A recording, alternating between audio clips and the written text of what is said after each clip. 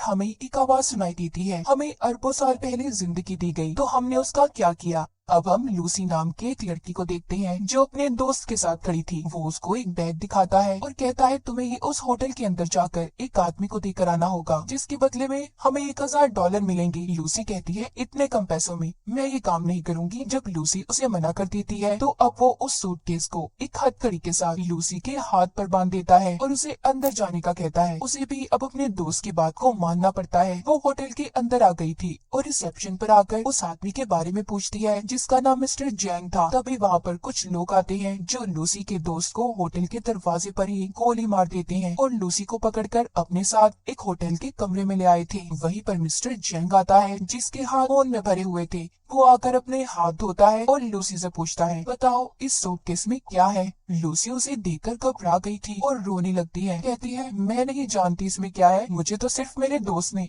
आपको ये सूटकेस देने का कहा था। अब वो उस सूटकेस का कोड बताकर चुप जाते हैं और लूसी से उसे खोलने का कहती है। वो पूछती है क्या है इसमें, कोई बॉम्ब है। जैंग कहता है हो सकता है, मुझे तुम्हारे दोस्त पर बिल्कुल भरोसा नहीं, वो कुछ भी कर सकता है। लूसी को बहुत डर लग रहा था, वो उसे खोलने से मना कर देती है। जैंग के आदमी जब उस पर गन करते हैं तो बेचारी डरकर कहती है वेट वेट रुको मैं खोलती हूँ। अब वो उस सूटकेस को कोट लगाकर जब खोलती है तो उसमें से 4 नीली कलर के पैकेट्स मिलते हैं जो किसी तरह का ड्रग था। अब उस ड्रग को टेस्ट करवाने के लिए जैंग के लोग एक आदमी को लाते हैं। जब वो उस ड्रग को सूंघता है तो वो अजीब अजीब हरकतें करने लगता है और जोर जोर से हंस रहा था। जैंग को उस आदमी की बात बिल्कुल पसंद नहीं आती। वो लूसी के सामने ही उसे गोली से मार देता है। अब जैंग लूसी से कहता है मैं तुम्हें एक जॉब नौकरी देना चाहता हूँ। लूसी कहती है नहीं मैं कोई जॉब नहीं करना चाहती, मुझे बस यहाँ से जाने दो। तभी जैंग का एक आदमी लूसी को जोरदार मुक्का मारता है जिससे वो बेहोश हो गई थी। इसके बाद हम एक प्रोफेसर को देखते हैं जो अपने लेक्चर में सभी सुनने वाले लोगों को बता रहे थे कि जमीन पर रहने वाला हर जानवर अपने दिमाग का 3% हिस्सा ही इस्तेमाल कर पाता है, मगर इंसान इन चीजों में सबसे आगे है जो अपने दिमाग का 10% हिस्सा इस्तेमाल करता है। मगर डॉल्फिन मछली इंसानों से भी आगे है, वो अपने दिमाग का 20% हिस्सा इस्तेमाल करती है, यानी कि वो इंसानों से ज्यादा ज़हीन है। पर प्रोफेसर कहते हैं अगर कोई इंसान अपने दिमाग का 20% इस्तेमाल कर ले तो पूरी तरह से वो अपने जिस्म पर काबू पा सकता है, और अगर इंसान का दिमाग 40% तक काम करना शुरू कर दे तो वो सामने वाले इंसान को भी कंट्रोल में कर सकता है। वहीं पर ऑडियंस में बैठा एक लड़का पूछता है सर अगर कोई इंसान अपने दिमाग का 100% इस्तेमाल कर ले तो क्या होगा। प्रोफेसर कहते हैं इस बारे में तो मैं खुद भी नहीं जानता कि तब क्या होगा। उधर जब लूसी को होश आता है तो उसके पेट पर पट्टियां बंधी हुई थी और उसे दर्द हो रहा था। उसे लगता है शायद इन लोगों ने उसके जिस्म का कोई हिस्सा निकाल लिया है। जब वो बाहर जाने लगती है तो उधर कुछ लोग आते हैं जो उसे पकड़कर अपने साथ ले गए थे। वो उसे जैंग के सामने ले आते हैं। लूसी वहाँ पर उनसे पूछती है कि तुमने मेरे साथ क्या किया है, बताओ मुझे। तभी वहाँ पर एक डॉक्टर कहता है फिक्र नहीं करो, हमने तुम्हारे साथ ऐसा कुछ नहीं किया, बस तुम्हारे पेट को काट कर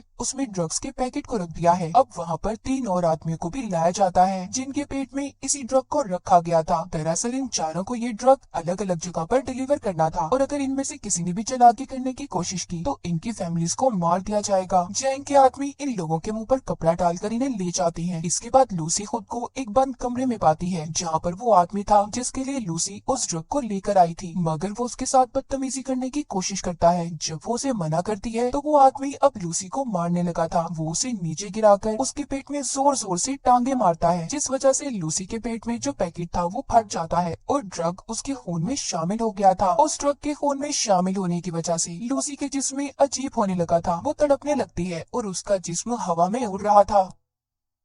जब उसको होश आता है तो लूसी अब नॉर्मल हो गई थी। वो पहले जैसी लूसी नहीं रही थी। जब वो आदमी दोबारा से उसके पास आता है जो पहले उससे बदतमीजी करने की कोशिश कर रहा था, तो अब वो उसे खूब मारती है और उस जगह से बाहर आ गई थी। वो बाहर आकर वहाँ पर सभी बैठे हुए लोगों को मार देती है। इस लड़ाई में लूसी को भी एक गोली लग गई थी, मगर वो बड़े ही आराम से उस गोली को अपने जिस्म से अपने ही हाथ से बाहर निकाल देती है। दिखने में ऐसा लग रहा था कि जैसे उसे कोई दर्द महसूस ना हो। अब लूसी उस जगह से बाहर बाहर निकलकर कुछ और लोगों को अपनी गन से मार देती है और फिर टैक्सी लेकर हॉस्पिटल पहुंचती है, जहां पर कुछ डॉक्टर एक मरीज का ऑपरेशन कर रहे थे। वो स्क्रीन पर जब उस मरीज के दिमाग को देखती है, जिसके बाद उसे गोली मार देती है और डॉक्टर से कहती है कि यह आदमी वैसे भी मरने वाला था, मगर लूसी कैसे जानती थी कि वो मरने वाला है। शायद इस पर उस ड्रग का असर था और इसका दिमाग अब 20% काम कर रहा था। वो डॉक्टर पर गन करके कहती है कि मेरे पेट में ड्रग का पैकेट है, जल्दी से मेरा ऑपरेशन करो और ड्रग को बाहर निकालो। डॉक्टर गन को देखकर डर जाता है। उसके पास लूसी की बात को मानने के अलावा कोई और रास्ता नहीं था। जिसके बाद लूसी अपनी मॉम को फोन करती है और कहती है कि मॉम, मैं सब कुछ महसूस कर पा रही हूँ, ये हवा, जमीन की आवाज, अपने अंदर की आवाज, सब कुछ, यहाँ तक कि मुझे अपने बचपन की सारी बातें याद है कि कैसे मैं बड़ी हुई। लूसी अपनी मॉम से बात करती रोने लगी थी और उनका शुक्रिया करती है कि उन्होंने उसे इतना प्यार दिया। डॉक्टर अब उसका ऑपरेशन करते हैं। उन्होंने एक पैकेट को उसके पेट से बाहर निकाल लिया था कि इतना सारा CPH4 ड्रग, वो भी इतनी मिकदार में। डॉक्टर ये सोचकर हैरान और परेशान थे कि लूसी के जिस्म में अगर ये ड्रग शामिल हो गया है तो वो अब तक कैसे जिंदा है। लूसी डॉक्टर से कहती है कि मैं ज्यादा देर जिंदा नहीं रह सकती। वो अब ठीक होकर जैंग के पास वापस जाती है और उसके सभी आदमियों को एक एक करके मार देती है। फिर उसके बाद वो जैंग के पास जाकर उसके दोनों हाथों में चाकू को मारकर उससे पूछती है कि मुझे बताओ, बाकी के आदमी कहाँ पर हैं जिनके पेट में तुमने ड्रग को रखा था। मगर जैंग जब उसको कोई जवाब नहीं देता तो वो अब उसके दिमाग को पढ़ने लगती है, जिससे लूसी को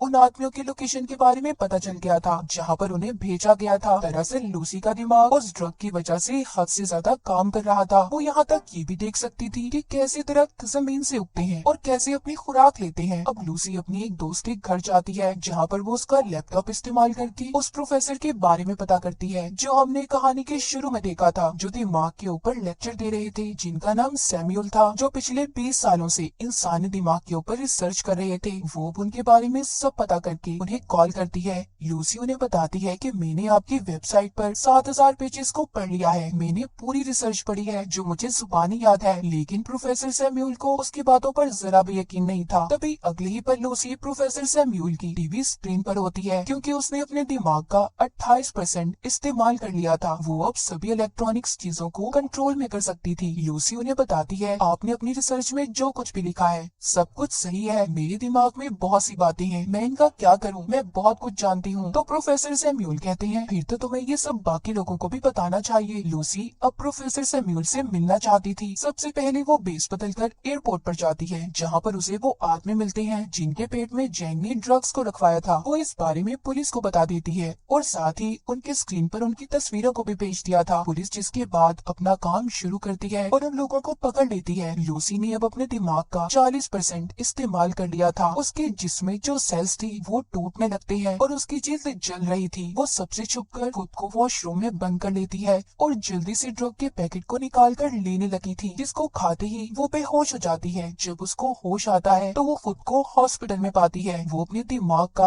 अब 50% इस्तेमाल कर पा रही थी। वहाँ पर पुलिस भी आ जाती है जो लूसी को गिरफ्तार करने आई थी, मगर लूसी अपनी ताकत का इस्तेमाल करती है। उसने इंस्पेक्टर के अलावा वहाँ पर जितने भी पुलिस वाले थे सबको बेहोश कर दिया था। जैसे कि प्रोफेसर सैमुअल ने बताया था कि जब इंसान 40% से ज्यादा अपने दिमाग का इस्तेमाल करेगा तो वो दूसरों पर भी काबू पा सकता है, और लूसी के साथ भी ऐसा ही हो रहा था। उसके साथ ऐसा इसलिए था कि जैसे जैसे वो ड्रग की मिकदार को अपने जिस्म में बढ़ा रही थी, उसका दिमाग ज्यादा से ज्यादा काम कर पा रहा था।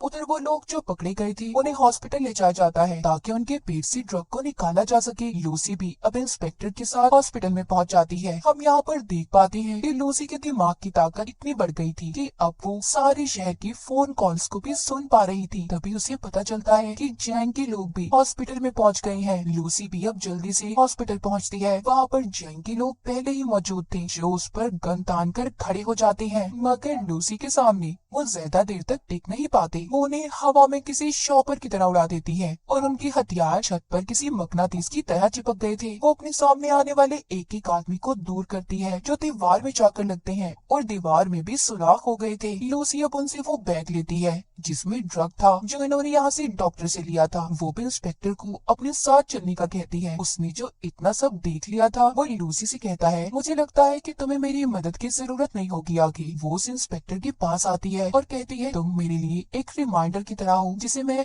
हमेशा याद रखना चाहती हूँ। चलो मेरे साथ चलो। वो उसे लेकर अब प्रोफेसर सैम्यूल से मिलने के लिए निकल जाती है, मगर जैन ने उसे जाते हुए देख लिया था। वो भी अब अपने आदमियों के साथ उसका पीछा करता है। वहीं पर हम प्रोफेसर सैम्यूल को देखते हैं जिन्होंने सभी उन डॉक्टर्स और प्रोफेसर को बुला लिया था जो अपनी अपनी रिसर्च में माहिर थे। वहाँ पर अब लूसी भी आ गई थी। प्रोफेसर सैम्यूल सबको लूसी से मिलवाते हैं। सभी मिलकर काफी हैरान थे, मगर एक प्रोफेसर को लूसी पर शक था। वो उसको पकड़कर उसके बारे में बताती है। कहती है कि जब तुम्हारी बेटी 6 साल की थी तो उसकी मौत कार एक्सीडेंट की वजह से हुई। ये सुनकर वो हैरान हो गए थे क्योंकि इस बारे में आज तक कोई भी नहीं जानता था और इसी वजह से सभी लूसी पर यकीन करने लगे थे। वो सभी को वहाँ पर वो जानकारी देने लगती है जिसके बारे में वो सब कुछ जानती थी। वो अपने जिस्म में म्यूटेंट्स को भी बदलने लगती है। कभी उसका हाथ किसी चुड़ैल की तरह खतरनाक तो कभी एक हाथ को वो 2 हाथों में बदल रही थी। ये देखकर सभी हैरान थे। लूसी कहती है कि हमें हमेशा सिखाया गया है 1+1 2 होते हैं। दरअसल नंबर होते ही नहीं है। ये नंबर्स तो इंसान ने खुद को समझाने के लिए बनाए हैं ताकि उन्हें चीजें आसानी से समझ आ जाए। प्रोफेसर सैम्यूल कहते हैं कि अगर दुनिया मैथमेटिक्स रियाजी पर नहीं चलती तो फिर कैसे चलती है। लूसी उन्हें समझाती है कि एक गाड़ी है जो बहुत तेज चल रही है और चलते चलते